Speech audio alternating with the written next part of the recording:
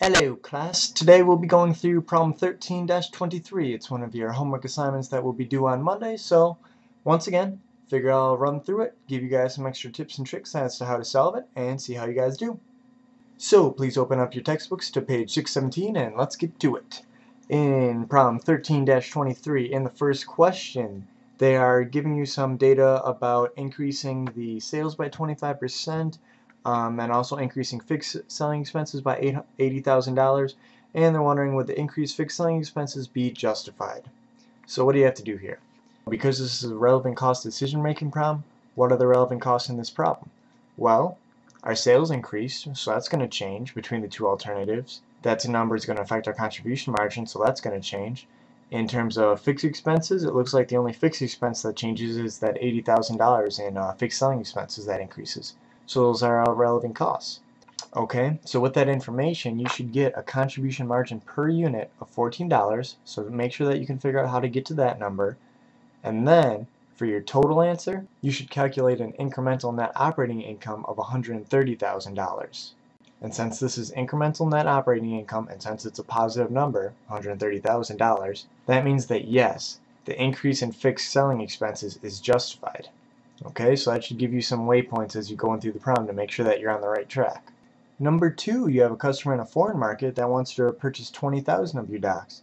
In this problem, they want you to compute the break-even price on the order.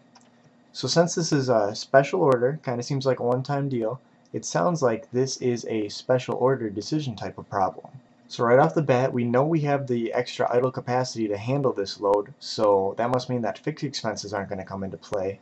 So with that being said, if we don't have to cover fixed expenses at all, what does our selling price have to cover?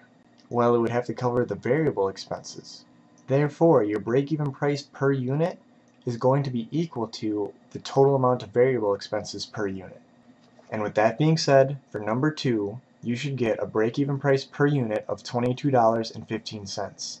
Alright, then in part 3 they say that you produced 1,000 docks, and they seem to have a few defects or irregularities in them, so you can't sell them at the normal market price. So the question's asking, what unit cost figure is relevant for setting a minimum selling price? Well, my hint to you guys is that notice that these docks are already produced. So all the fixed expenses and all the variable costs associated with them in terms of direct material, direct labor, and all that good stuff has already been incurred. But looking back at your list of all the different expenses that you're incurring to make these products, which expense hasn't been incurred yet? That should give you a clue as to what the answer is to part 3. Then in part 4, it looks like we got some problems to deal with here. Due to a strike in its supplier's plant, oh no, Andretti Company is unable to produce more material for the production of docks. Strike is expected to last for 2 months. It gives you some additional information, and then it's asking, what would be the impact on profits of closing the plant for the 2-month period? So I think to start this one off, I think you have to figure out how many units could be produced during that 2-month period.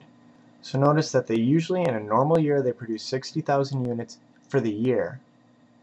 So now I want you to figure out how much they produce in 2 months during a year, and then take that and figure out, okay, they normally produce this much in 2 months, now let's take that and multiply it by 30% since they're only working at 30% for those 2 months.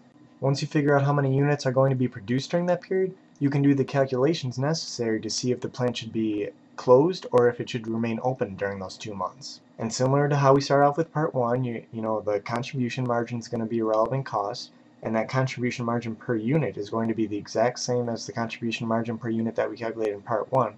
You just have to multiply it by the number of units that would be produced during those 2 months. And then once you calculate the contribution margin that's lost if the plant were to be closed down, you can also look at the different fixed expenses that would be avoided if the plant were closed down for those 2 months. And once you put all those calculations together, you should get a $15,000 net disadvantage of closing down the plant. Therefore, what's your decision? You should decide that you should keep the plant open for those 2 months and just work it at the 30% production activity level. So I think the key to question 4 is making sure that you can calculate down to that $15,000 net disadvantage of closing the plant. If you can do that, you're good to go. And then finally, part 5. In this part, an outside manufacturer is offered to produce docks and ship them directly to Andretti's customers. They give you some additional information, and then it's your task to compute the unit cost that is relevant for comparison to the price quoted by the outside manufacturer. So basically, what falls on you is to figure out what are the relevant costs that could be avoided if you were to purchase from the outside supplier. So look at the numbers, read the problem, see if you can figure out what are the relevant costs. I'll tell you that the total cost that could be avoided is going to amount to $20.95. So therefore, for you to accept the outside manufacturer's goods, they have to give you a quoted price of less than $20.95 for you to accept their offer. And that is a quick rundown of problem 13-23. Hopefully my little clues will lead you on the right path as you're going through the problem. And of course, most importantly, as you're going through this during the weekend, if you're having difficulties getting at some of the numbers that I've been talking about in this last couple minutes, please, by all means, send me an email. I'd be more than happy to walk through this with you. And what it basically boils down to is I want you to do as well on this as you possibly can. Good luck, have fun, and best wishes. I'll see you later.